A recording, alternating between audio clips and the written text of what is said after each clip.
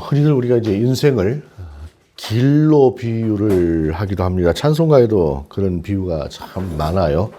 413장 보게 되면 내 평생에 가는 길 순탄하여 늘 잔잔한 강 같든지 큰 풍파로 무섭고 어렵든지 430장 넘어가면 주와 같이 길 가는 것 즐거운 일 아닌가. 조금 더 넘어가면은 435장 나의 영원하신 기업 생명보다 귀하다. 나의 갈 길 다가도록 나와 동행하소서. 그러니까 제가 이제 400장대에서 찾았으니까 그렇지 앞뒤로 보게 되면 정말로 많은 곳에서 이 우리의 삶이라고 하는 것을 길이라고 하는 것으로 이렇게 이야기를 해요.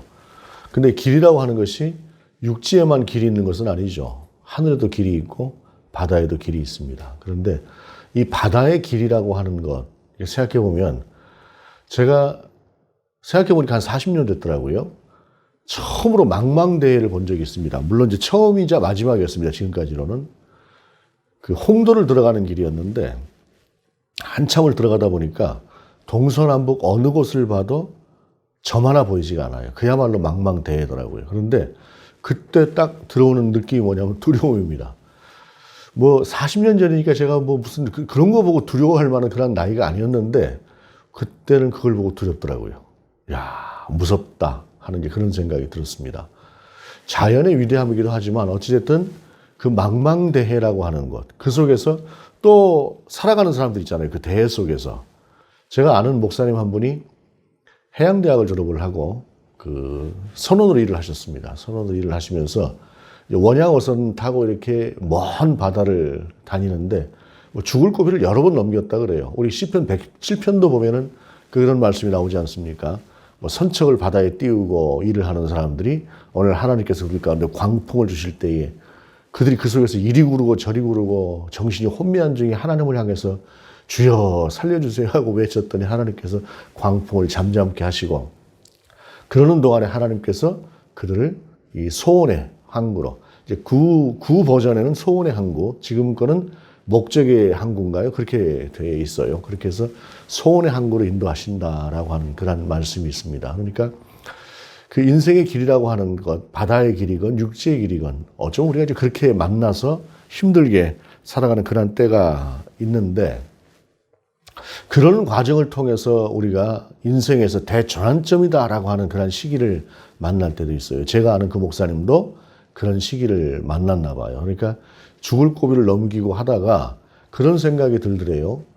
내가 이렇게 5대양 6대주를 배를 타고 이렇게 누비는데 이거 말고 5대양 6대주를 복음을 들고 누비면 어떨까 하는 이제 그런 생각이 어느 순간인가 들더랍니다. 그래서 그분이 선교사가 되기로 마음먹고 선교사로 사역을 시작하셨던 그런 분이에요. 그러니까 인생의 터닝 포인트다라고 할 수가 있죠. 오늘 본문도 보게 되면 어떤 각도에서 볼 때 우리 주님의 터닝 포인트가 되는 그러한 지점이 이 상황, 이 말씀이기도 해요. 오늘 본문 28절에 보게 되면 이 말씀을 하신 후 8일쯤 되어라고 말씀을 하고 있는데 어떤 말씀을 하시고 8일쯤일까라고 이야기를 우선 우리가 볼 필요가 있지 않겠습니까? 우리 주님이 오병이어의 이적을 일으키셨잖아요. 오병이어의 이적을 일으키셨을 때에 떡 5개하고 물고기 2마리인데 조그만 물고기죠. 그거 가지고 몇 명이 먹었습니까? 5,000명이 먹었어요. 그러니까 남자만 5,000명이니까 아이하고 여자 합치면 10,000명이 넘지 않겠어요? 그 많은 인원이 먹고 남았어요. 고대의 세계에서 무엇인가를 배불리 먹는다라고 하는 것은 대단히 중요한 의미가 있습니다. 기회가 되면 먹는 거죠. 제가 어릴 때만 해도 젊을 때만 해도 잔치집에 가면은 그야말로 먹을 수 있는 기회 때 먹자 해서 어마어마하게 먹었었습니다. 그러니까 이때 당시에 5,000명, 10,000명이 먹었다는 얘기는 그냥 대충 먹었다는 얘기가 아니라 그야말로 배가 터지도록 먹었다는 얘기가 되는 거예요. 그렇게 10,000명이 먹었어요. 그리고 남은 것이 12광줄이었다. 이렇게 성경이 표현을 하고 있지 않습니까? 광줄이 12광줄이었다. 또 그 정도 되가 되면 몇 명이 먹겠어요? 수천 명이 또 먹을 만큼이 남았다는 얘기죠. 그런데 이러한 역사가 일어나고 난 뒤에 성경을 보게 되면 뭐라고 나오냐면 사람들이 예수님을 왕으로 삼고자 했다라고 말하고 있어요. 여러분, 먹는 문제라고 하는 것, 오늘날로 말하면 경제적인 문제죠. 경제적인 문제라고 하는 것을 해결하지 못하고 미국에서도 대통령이 재선을 하는 경우가 없다라고 이야기를 해요. 우리 같은 경우에도 비슷합니다. 이념도 대단히 중요한 것 같지만 사람이 조금 더 현실적으로 가고 어려운 상황이 되게 되면 경제 문제라고 하는 것이 제일 어렵다가 이게 가장 두드러지게 보인다라고 할 수가 있는데 이때 당시에 사람들도 굶는 게 허다했잖아요. 그러니까 이 먹는 문제를 해결해 주신 주님을 만나고 나니까 얼마나 이게 난리가 나겠어요. 왕을 삼으려고 하죠. 생각해 보십시오. 어린아이가 먹을 수 있는 자그마한 도시락 하나가 성인들 10,000명이 먹고 남았단 말이에요. 그럼 10,000배 이상이잖아요. 최소한 10,000배 이상이잖아요. 우리들이 이렇게 돈이 많은 사람들은 아니지만 누군가가 지금 모을 수 있는 돈을 다 모아온다고 하면은 10,000배로 남겨주겠다라고 누군가 이야기를 하면은 우리가 얼마나 난리가 나겠습니까? 그야말로 그냥 있는 거 없는 거 다 긁어다가 투자를 하겠죠. 물론 이제 그렇게 이야기하는 사람은 100% 사기꾼이겠습니다만 실제로 그렇게 한다고 한다면. 근데 이 사람들은 우리 주님께서 실제로 하시는 것을 눈앞에서 봤잖아요. 눈앞에서 보고 나니까 자기들이 실제로 보고 자기들이 겪었는데 뭔 더 의심을 하고 생각을 하겠어요. 그러니까 이분만 왕 삼으면 우리는 먹는 문제 해결된다. 이렇게 생각으로 왕을 삼으려고 했어요. 그랬더니 우리 주님께서 조용히 자리를 피하셨어요. 내가 그래 이 조그만 나라에 왕 하려고 하늘 보좌를 내가 버리고 내려왔겠니라고 생각하셨을 수도 있겠죠. 그렇게 해서 그분이 이 오병이의 이적을 이기고 한쪽으로 조용히 가셨는데 이때가 우리 주님의 절정이에요. 그냥 인간적으로 보면 이 세상에 그 어떤 사람보다 영향력을 가지고 있는 그러한 당신으로 이 세상 가운데 분명하게 드러내셨다고요. 그런데 그러고 난 뒤에 어떤 일이 있느냐? 바로 이어서 마태, 마가, 누가가 비슷하게 진행이 돼요. 너희는 나를 누구라고 하느냐라고 하는 우리 주님의 질문이 거기서 나와요. 그때 베드로가 마태복음을 보게 되면은 주는 그리스도시요 살아계신 하나님의 아들이십니다라고 이야기를 하지요. 근데 이제 베드로가 이제 누가복음에서 좀 다르게 이야기를 합니다만 비슷하게 이야기를 해요. 그런데 그때의 주님께서 최초로 어떤 말씀을 하시냐? 당신이 서기관들과 그 무리들에게 고난을 받고 죽으시고 다시 살아나실 것이다라고 하는 얘기를 처음으로 그때 이야기를 하세요. 처음으로. 그 절정의 순간에 주님은 십자가를 이야기하시는 것입니다.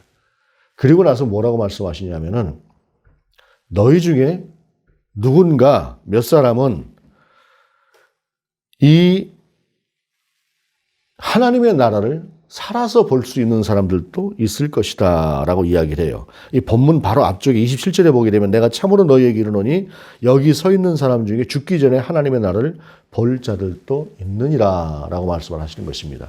그러니까 당신께서 죽으시는 것이 그냥 단순하게 그냥 죽으시는 것이 아니라 그 하나님의 나라를 너희 가운데 주기 위해서 그 길을 가려고 하는 것이다라는 거죠. 물론 지금 전혀 못 알아듣는 거예요, 제자들은.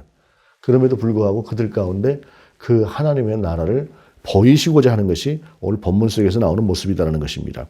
예수께서 베드로와 요한과 야고보를 데리고 기도하시러 산에 올라가사 기도하실 때 용모가 변화되고 그 옷이 휘어져 광채가 나더라라고 말씀하고 있습니다. 예수님께서 이제 기도하러 가자고 할 때에 3명을 따로 데리고 가신 것이죠. 베드로, 야고보, 요한 이 사람들을 데리고 산에 가신 겁니다. 다른 제자들은 그냥 뭐 이제 주님이 기도하러 가시나 보다 이렇게 생각을 했겠죠. 어쩌면 나머지 제자들은 아유 나는 그냥 자야지 이렇게 생각을 하고 있고 베드로와 야고보, 요한은 아유 힘든데 나도 잤으면 좋겠는데 주님은 왜 자꾸 뭐 기도하러 가시나 하고 따라갔을지도 몰라요. 그렇게 해서 따라간 그 산에서 이 역사가 일어난 것이죠. 그러니까 우리가 좀 가만히 생각을 해볼 것은 무엇이냐면은 어떤 역사를 본다. 죽기 전에 하나님의 나라를 본다라고 하는 것들이 분명히 있지만 아무나 보는 것은 또 아니라는 거예요. 아무나 보는 것은 아니고 베드로, 야고보, 요한 이 3사람만 그것을 보았다라고 하는 사실입니다. 우리 주님을 따르는 무리들에 대해서 이렇게 저렇게 이야기를 하지 않습니까? 120문도라고 하는 문도가 있었고 따로 구별된 사람들이 있었고 그중에 또 12명의 제자가 있는 거예요.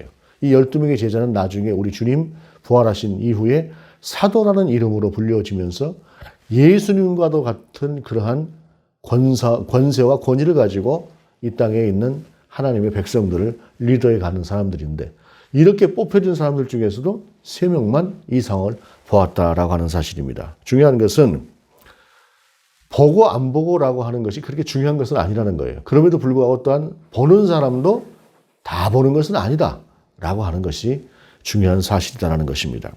그렇게 해서 그들이 갔을 때 그들 앞에 30절에 보게 되면 문득 두 사람이 예수와 함께 말하니 이는 모세와 엘리야라. 모세와 엘리야가 어떤 사람들일까요? 모세는 율법을 대표해요. 이스라엘 사람들에게 가장 중요한 것은 율법입니다. 우리는 율법을 받은 백성이야. 하나님이 친히 우리 가운데 하나님의 백성으로 살아가는 법을 주셨어. 이건 니들하고 우리는 달라 라고 하는 율법을 가진 그 백성이다라고 하는 그러한 자부심이 그들 가운데 굉장히 컸어요. 근데 그 율법을 누구를 통해서? 모세를 통해서 주신 것이죠. 그래서 모세의 법이다라고 하는 표현으로도 사용을 하시는 것이에요. 그래서 모세는 율법을 대신한 사람이고, 그리고 이스라엘에서 모세보다 더 큰 권위를 가진 사람은 없어요. 그런 모세가 눈앞에 보였고, 그 다음에 엘리야는 누굽니까? 엘리야는 선지자 중에 대표가 되는 사람이에요. 선지자는 하나님의 말씀을 선언하는 사람 아닙니까? 선포하는 사람. 그러니까 하나님이 주신 법과 하나님이 주시는 말씀, 이것을 대표하는 두 사람이 우리 주님 앞에 나타났다라는 것입니다. 그런데 그들이 31절에 보게 되면 영광 중에 나타나사 장차 예수께서 예루살렘에서 별세하실 것을 말할세. 이스라엘의 율법과 하나님의 말씀을 대표하는 두 사람이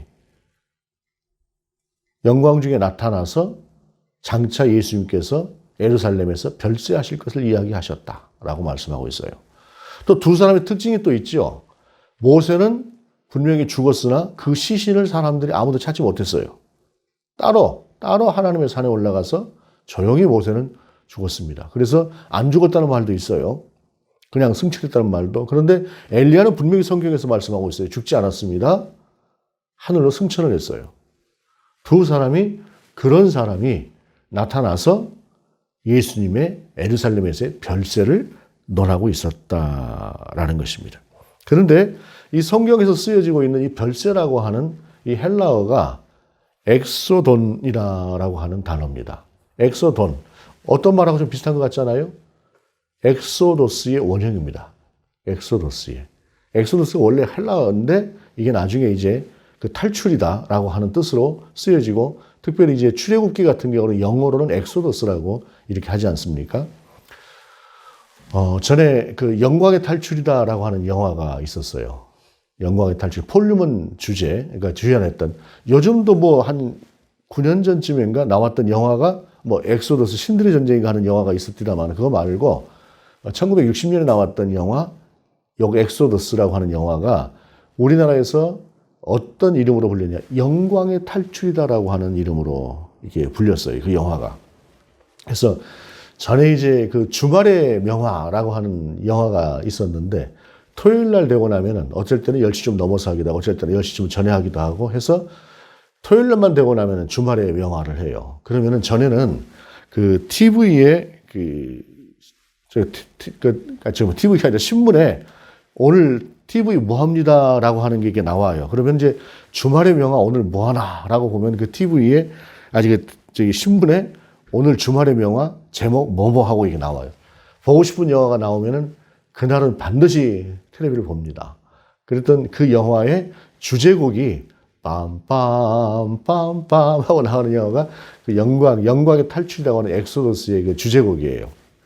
그런데 그 이제 주제곡도 보게 되면 그야말로 그 이제 친이스라엘적인 입장에서 만든 영화죠. 그런데 그 이스라엘이라고 하는 나라를 세우기 위해서 그들이 뭐 최선을 다하고 그 탈출하고 나가서 그 나라를 세우고자 하는 그러한 것들이 이제 그 안에 나오는 겁니다. 그러니까 이게 이제 좀 곱지 않은 시선으로 보게 되면은 뭐 유대인을 위한 영화 같다라고 할 수도 있겠지만, 어찌되었든 한 사람들이 자기 자신들이 갖는 최고의 어떤 그 목적을 향해서 최선을 다해 나가는 그러한 것들이 바로 엑소도스라고 하는 영화, 영광의 탈출이었는데, 우리 주님의 별세는 엑소도스다라고 하는 표현으로 사용되어 있다는 말이에요. 그 말은 무슨 말씀입니까?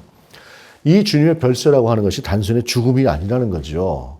그 죽음을 두고 목적하신 바가 있다는 것인데, 우리 인류가 아담과 하와 이후로 매여 있었던 죄와 사슬이라고 하는, 그리고 하나님과의 그 단절된 그 모든 관계라고 하는 것을 우리 주님이 끊어내시기 위해서, 우리를 탈출시키기 위해서 우리 주님이 예루살렘에서 십자가를 지시기 위해서 나아가는 그러한 길이 바로 오늘 본문 속에서 이야기하고 있는 가장 주된 목적이다라고 하는 사실입니다. 그리고 그 속에서 그것을 의논하는 그 자리에서 바로 그 영광의 탈출 이후에 보여질 것이 무엇이냐? 바로 이 놀라운 하나님의 나라. 지금은 잠깐 보는 것이지만 완성되어진 그 하나님의 나라를 너희에게 주기 위해서 내가 별세를 하러 올라가는 것이다 라고 하는 것을 베드로와 야고보와 요한에게 보이고자 했다는 것입니다. 그런데 베드로와 야고보, 요한은 또 약한 사람들이잖아요. 약한 사람들이니까 우리 주님은 한쪽에서 기도하고 있는데 그냥 한쪽에 또 자고 있었던 것이에요. 두 사람이 졸고 있다가 순간 뭐 분위기가 이상했나 보죠. 눈을 떠보니까 눈앞에 모세도 보이고 눈앞에 엘리야도 보이는 것이에요. 그러니까 모세와 엘리야를 이 사람들이 본 것은 아니잖아요. 그런데 딱 보는 순간에 아는 거잖아요. 이게 하나님의 나라의 어떤 특징이기도 한 것이죠. 그렇게 하고 난 뒤에 얼떨결에 그들이 뭐라 그러냐. 33절에 보게 되면 두 사람이 떠날 때 이제 그 베드로, 아까 모세와 엘리야가 그들이 보는 앞에서 구름 속으로 사라져간 거예요. 구름 속으로 사라져갔다고 하는 얘기는 이때 당시 성경에 쓰여졌던 당시의 표현이라고 하는 것은 놀라운 영광 중에 하나님께로 올라갔다라고 하는 그러한 표현이죠. 그래서 나중에 너희가 본 대로 구름을 타고 오시리라. 우리 주님이 승천하실 때 천사가 그렇게 이야기하는 것도 구름과 함께 그렇게 이야기를 하는 것이죠. 그때 33절에 보게 되면 얼떨결에 눈을 뜬 사람 베드로가 뭐라고 얘기를 하냐면은 두 사람이 떠날 때 베드로가 예수께 여짜오되 주여 우리가 여기 있는 것이 좋사오니 우리가 초막 셋을 짓되 하나는 주를 위하여 하나는 모세를 위하여 하나는 엘리야를 위하여 하사이다 하되 자기가 하는 말을 자기도 알지 못하더라. 얼마나 신비했겠어요. 얼마나 놀라웠겠습니까. 그 엄청난 단 한 번도 보지 못했던 모세라고 하는 사람, 그리고 한 번도 보지 못했던 엘리야라고 하는 사람, 그 사람이 변형되신 놀라운 모습으로 영광의 모습을 하고 계신 그 주님과 함께 서 있는 것을 그들의 눈으로 보았단 말이에요. 그러니 얼마나 그것이 놀라운 광경이었겠습니까? 그리고 그것이 얼마나 영광스럽고 그 안에 어떤 감격이 있었겠습니까? 그러니까 주님, 그냥 우리 여기 살아요 하는 겁니다. 주님 여기 살아요. 자, 여기서 생각해 보십시다. 우리 주님은 별세하러 가기 위해서 별세하러 가는 과정에서 제자들에게 그것을 보이신 것이에요. 그런데 그것을 모르는 제자들은 주님 여기 살아요 라고 하는 것이죠. 이 두 가지가 서로 교차하는 지점이 바로 오늘 본문 속에서 보이는 우리들의 모습일 수도 있다는 것입니다. 우리 주님이 목적하시는 바를 향해서 나아가는 그 나아감에 있어서 우리의 반응은 주님의 반응과는 다르다는 것이죠. 그런 경우가 참 많다는 것입니다. 그런 그들의 반응과는 달리 이제 모세와 엘리야는 구름 속으로 사라져 버렸습니다. 사라져 버리고 구름 35절에 보게 되면 구름 속에서 소리가 나서 이르되 이는 나의 아들 곧 택함을 받은 자니 너희는 그의 말을 들으라 하고 너희의 생각이 아니라 다른 말을 들으라 라는 것입니다. 근데 오늘 이제 본문 속에서 보게 되면 하늘에서 소리가 난 거 아닙니까? 우리 주님께. 그리고 이는 내 아들이다 라고 하나님께서 확인시키신 것이잖아요. 예수님 메시아다라고 하는 사실을, 물론 베드로가 주는 그리스도십니다라고 하는 고백을 했으나 오늘 본문은 그들 가운데 분명하게 예수님께서 메시아다라고 하는 사실을 다시 한번 확인시키시고 계시는 것이에요. 이 역사가 처음에 어디서 있었죠? 우리 주님이 세례를 받으시면서 공생애로 나오시는 그때에 하늘로부터 비둘기 같은 성령이 오시면서 하늘부터 소리가 나서 이는 내 사랑하는 자여 내 기뻐하는 자다 라고 말씀을 하시면서 주님이 메시아이심을 확인하셨어요. 그리고 이제 주님의 공생애가 끝나고 이제 주님께서 십자가를 지러 가시는 그 순간에 이는 내 사랑하는 자다 너희는 그의 말을 들어라 라고 하나님께서 다시 한번 말씀을 하고 계시다라는 것입니다. 베드로와 다른 두 제자가 보았던 그 시간이라고 하는 것은, 그 역사라고 하는 것은 그들이 그곳에서 머물러 살 그런 공간이 아니라 하나의 비전인 것이죠. 이것이 하나님의 나라다. 그리고 그것을 향해서 우리는 가야 되는 것이다. 누구의 뒤를 따라서? 예수 그리스도의 뒤를 따라서라고 하는 것을 말씀하시는 것입니다. 36절에 보게 되면 소리가 그침에 오직 예수만 보이더라. 제자들이 잠잠하여 그 본 것을 무엇이든지 그때는 아무에게도 이르지 아니하니라. 그때에는 우리 주님께서 십자가를 지고 부활하시기 이전까지는 그 말을 아무 말도 안 했다는 것입니다. 근데 다른 본문에 보게 되면 우리 주님께서 함구령을 내리신 것이에요. 조용히 해라. 왜요? 봐도 모르는 것이에요. 들어도 모르는 것이에요. 사람이 수준이라고 하는 것이 있습니다. 수준이라고 하는 것이 어쩔 수 없는 수준이라고 하는 것이 있는데 자기가 아는 것만큼 보이는 것이에요. 그런데 다른 제자들은 들어도 에이 그럴 수 있는 것이에요. 그러니까 주님이 그냥 조용히 해라. 나중에 부활하신 당신을 보고 성령이 그들 가운데 임하실 때에는 그때 이 얘기를 꺼내놓으면 아 그랬구나 라고 할 얘기지만 지금은 그들이 그 얘기를 들어도 모르는 거기 때문에 그냥 조용히 하라는 것이 쓸데없는 얘기 하지 말라는 것입니다. 그래서 우리가 무엇인가를 볼 때에 또 무엇인가를 깨달은 것이 있을 때에 이해하지 못하는 사람에게 자꾸 이야기를 할 필요는 없습니다. 그냥 안 될 땐 내 기쁨으로 내 감사로 가지고 있는 것도 중요합니다. 그러나 꾸준하게 함께 가다 보면 어느 순간인가 그것이 들리고 보이고 하는 것이죠. 이렇게 해서 이 세 명의 제자는 처음에 우리 주님께서 죽기 전에 너희가 하나님의 나라를 볼 수도 있을 것이다. 볼 자들도 있을 것이다 라고 하는 그 말씀이 이루어지는 그 현장을 그대로 보았던 것입니다. 그리고 그 영광스러운 순간에 그냥 여기에 머물러 살았으면 좋겠다 싶은 그러한 마음이 드는 그러한 하나님의 나라에 대한 조금 들여다본 맛배기였으나 그러나 주님은 그 나라를 이제 바로 이런 나라를 위해서 가는 것이다 라고 하시면서 그들의 생각과는 다르게 별세를 위해서 예루살렘으로 가시는 길에 서 있었다라고 하는 사실입니다. 그리고 그것을 이루시는 것이죠.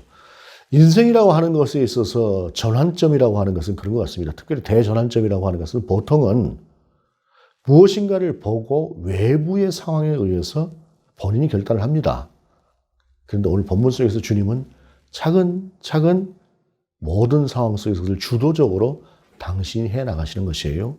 오병이어의 이적 위에 인간적으로 보게 되면 가장 절정에 있었던 그 순간에 주님은 그 절정을 내려놓고 당신이 하셔야 되는 최종의 목적을 향해서 당신을 내어주시러 십자가를 향해 나아가고 계신다라고 하는 말씀입니다. 지난주에 어떤 이제 목사님을 이제 한 분을 이제 뵀어요. 뵙고 그분하고 좀 이제 이야기를 하고 하는데 그 목사님이 연세가 상당히 많아요.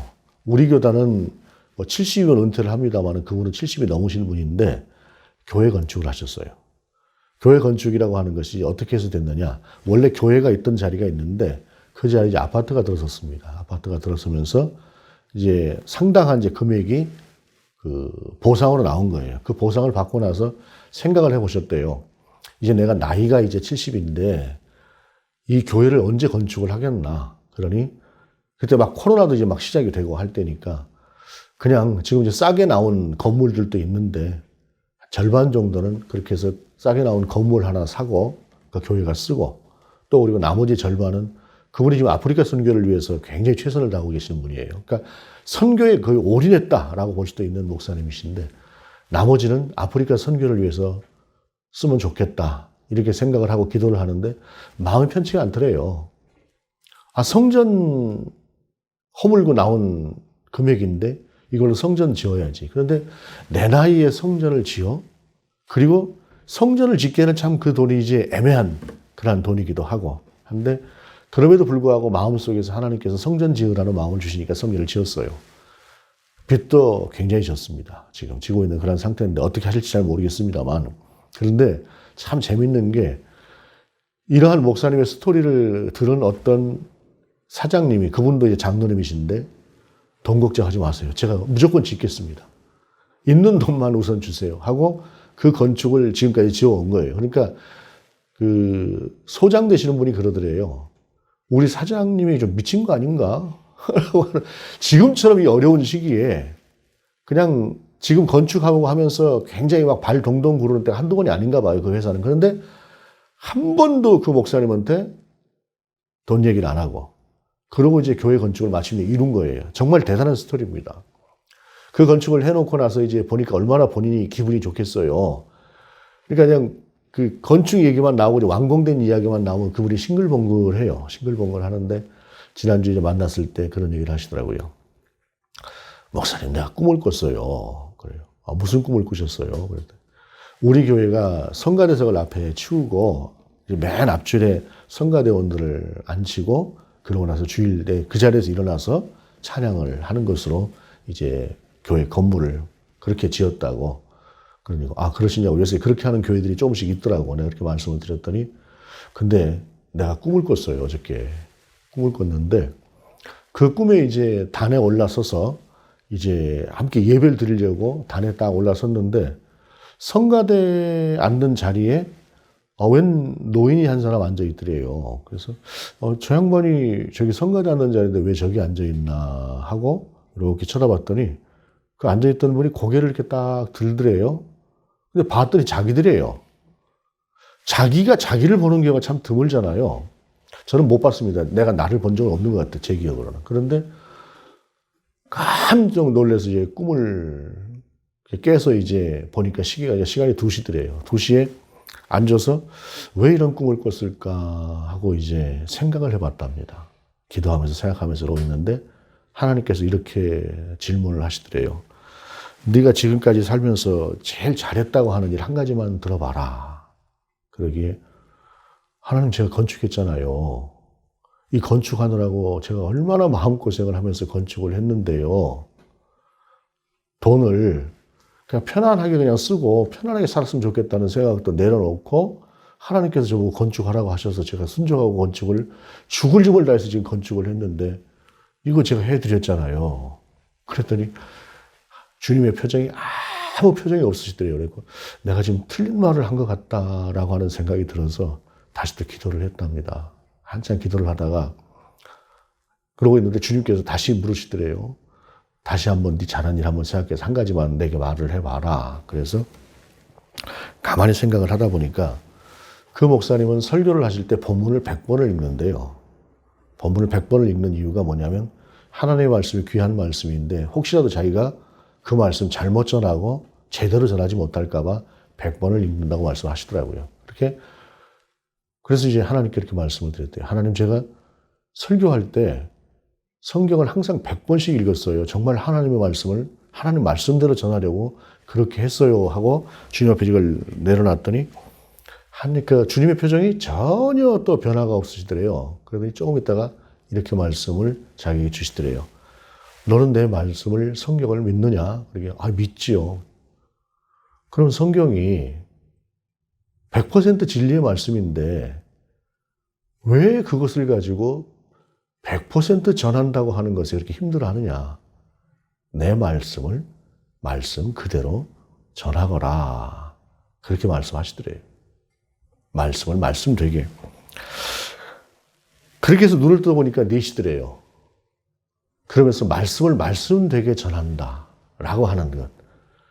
사실은 우리가 이것을 좀 놓고 있는 것이 아닌가라고 하는 생각을 하더라는 것이죠. 들더라는 것이죠. 100번을 성경을 읽는 동안에 내가 아는 것, 내가 경험한 것, 잘못하면 내가 그 안에 또 들어가는 경우가 생긴다는 말씀이에요. 저도 그렇고 누구도 그렇고 우리가 다 하나님의 말씀을 말씀대로 선언하기 위해서 노력을 합니다만 그러나 우리는 어느 순간 내가 그 안에 들어가는 경우가 있다는 겁니다. 저 역시도 하나님의 말씀이 아닌 다른 말씀을 절대로 전하지 않겠다라고 하는 결심을 가지고 많이 노력을 하는 편이에요. 그럼에도 불구하고 우리 안에는 어느새 내가 들어간 그런 말씀이 있을 수 있겠다라고 하는 생각을 하는 것이죠. 나를 내려놓고 주님의 말씀이 주님의 말씀 되게 하는 것. 이것이 얼마나 중요한 것들인가라고 하는 것을 그 목사님의 말씀을 들으면서 다시 한번 생각을 하게 되었습니다. 우리 주님은 지금 분명히 우리 인간적으로 보게 되면 인생의 대전환점에 서 있는 분입니다.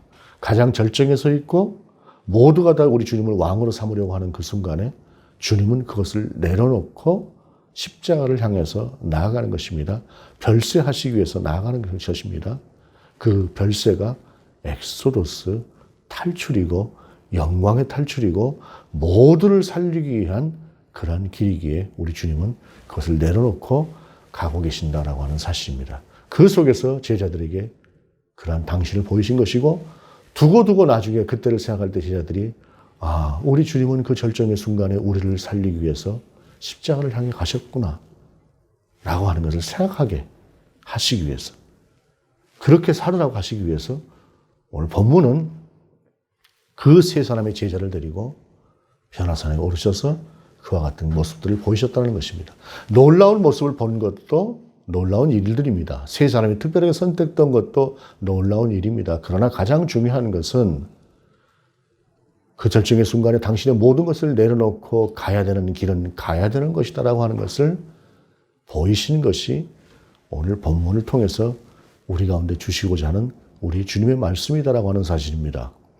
우리는 어떤 길을 가야 할까요?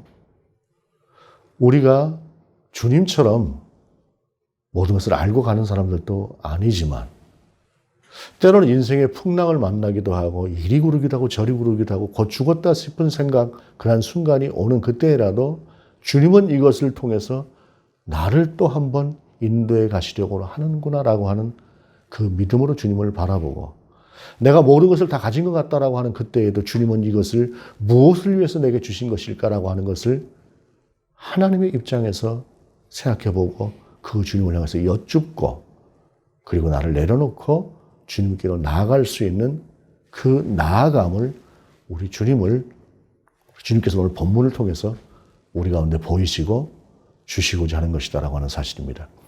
수요일부터 사순절이 시작이 됩니다. 사순절의 기간은 우리가 다시 한번 내가 얼마만큼 주님으로부터 벗어나 있을까라고 하는 걸 생각하는 것입니다. 성경에서 죄라고 하는 단어가 어떤 의미다라고 하는 걸 제가 여러 번 말씀드렸죠. 성경에서 말씀하시는 죄라고 하는 것은 관역에서 벗어난 것을 죄라고 이야기를 합니다. 그것은 무엇이냐면 우리 하나님 중심인 것에서 벗어나 있는 것을 죄라고 하는 것이에요. 여러분과 제가 사순절이라고 하는 시간을 통해서 우리가 얼마만큼 주님 중심에서 벗어나 있을까라고 하는 걸 생각하면서 우리 주님이 가셨던 그 길의 뒤를 다시 한번 따라갈 수 있는 저와 여러분으로 세워지는 그런 시간이 될 수 있기를 원합니다. 기도하시겠습니다. 주님, 우리의 생각과 우리의 소신과 우리의 철학이 아닌 주님의 생각과 주님의 명령을 따라서 살아가는 우리가 되게 하시옵소서. 어떠한 절정의 순간에도 버릴 것은 버리고 따라갈 수 있는, 주님께 드릴 수 있는 그런 믿음의 삶을 살아가는 우리가 되게 하시옵소서. 주 예수 그리스도 이름으로 기도드립니다. 아멘.